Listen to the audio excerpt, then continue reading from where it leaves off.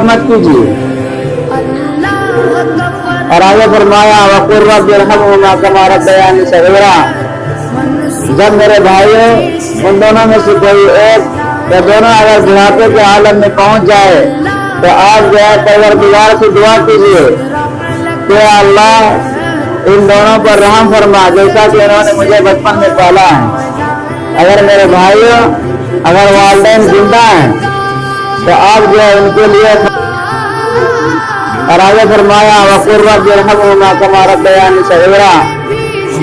जब मेरे भाइयों उन दोनों में से कोई एक या दोनों अगर बुढ़ापे के आलम में पहुंच जाए तो आप जो है परवरदिगार से दुआ कीजिए कि अल्लाह इन दोनों पर रहम फरमा जैसा कि उन्होंने मुझे बचपन में पाला है।